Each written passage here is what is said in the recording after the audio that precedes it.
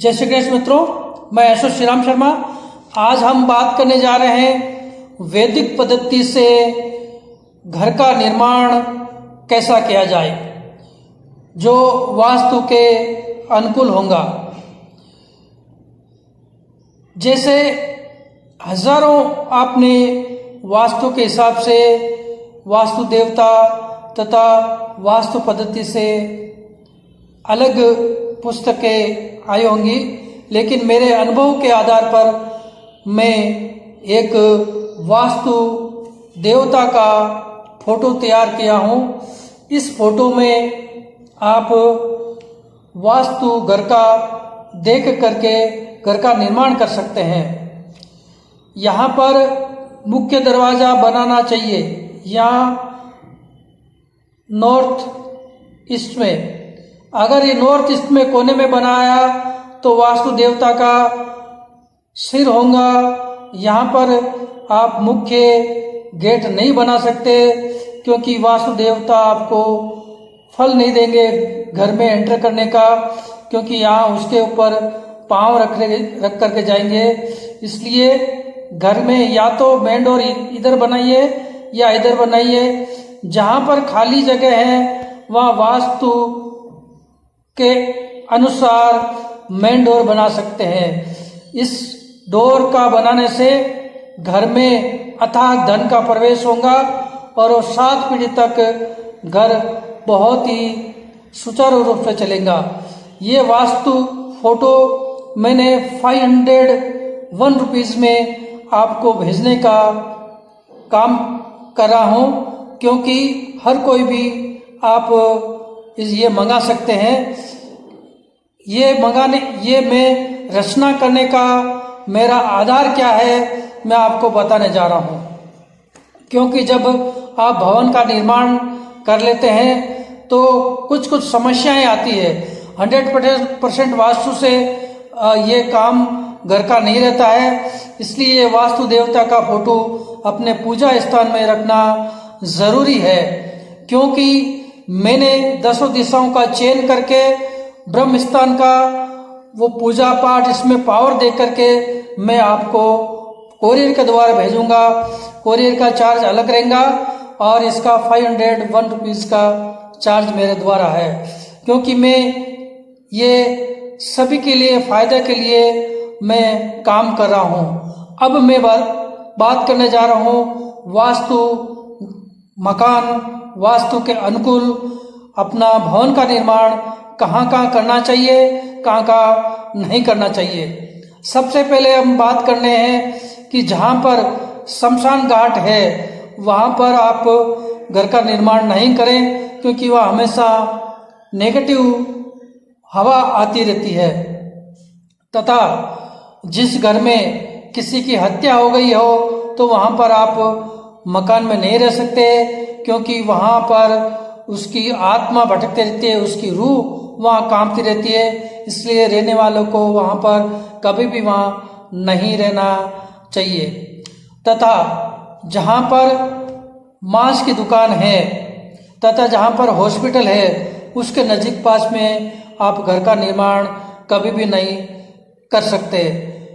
और जहाँ पर टी जंक्शन है, टी जंक्शन में कोने में कभी भी आप घर का निर्माण नहीं कर सकते, क्योंकि वहाँ एक्सीडेंट का चांसेस बहुत रहता है और वहाँ नेगेटिव आती रहती है। जहाँ पर 4 रास्ता है वहाँ पर भी आप नहीं रह सकते, क्योंकि चौरस्ते पर भी आप रहने की व्यवस्था नहीं कर सकते, वहाँ पर बिजनेस कर सकते। चौरस्ते आपको फायदा देगा, लेकिन 4 रास्ते के ऊपर आप कभी भी नहीं रहे तो बहुत ही अच्छा है। अब घर के अंदर कौन कौन सी चीज़ें आप रख सकते हैं, कौन कौन सी चीज़ें नहीं रख सकते हैं। सबसे पहले घर का मुख्य द्वार आप चयन करना जरूरी है। मुख्य द्वार आपको सबसे पहले बनाए तो अथाह धन आपको मिलना शुरू होगा, लेकिन वैदिक पद्धति से आप वास्तु शास्त्र वाले को बुला करके आप मुख्य द्वार का चयन जरूर कीजिए। और साल में एक बार आम के पत्तों का तोरण आप घर के मुख्य द्वार पर बनाना जरूरी है। महीने में एक बार हल्दी का पानी से इसको घर को शुद्ध करने से वातावरण शुद्ध होता है, नेगेटिव एनर्जी भाग जाती है।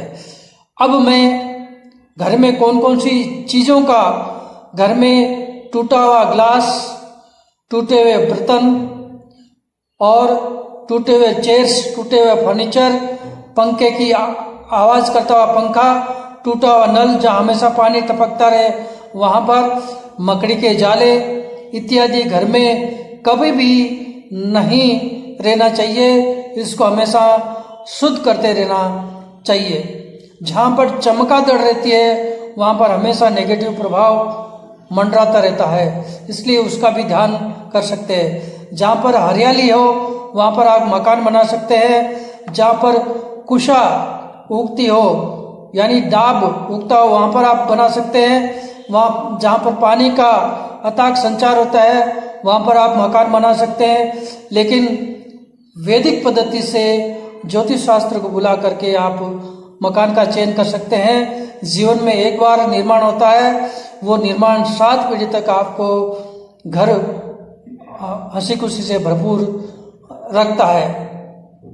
और ये ऐशो श्री राम शर्मा के द्वारा मैं आपको नई नई जानकारी आपको देने जा रहा हूँ। ये आपको अभी तक किसी ने नहीं बताया होगा।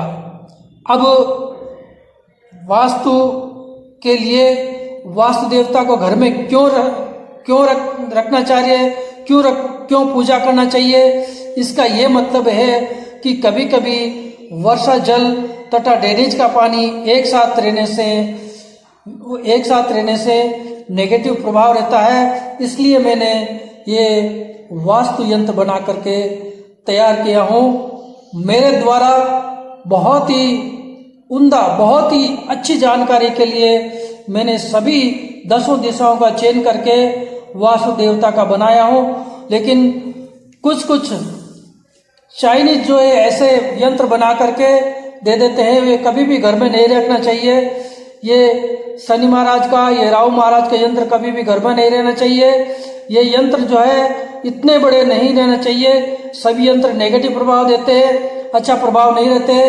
1 या 2 यंत्र घर में रख सकते हैं, वो भी उसके घर के चयन के आधार पर कर सकते हैं।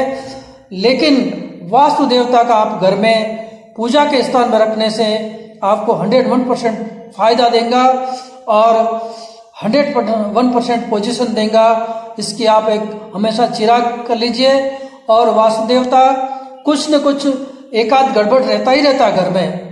अब क्या करना है कि ईशान्य कोण थोड़ा घर का नीचे ढलांत रहना चाहिए, साउथ वेस्ट का कोना ऊपर रहना चाहिए।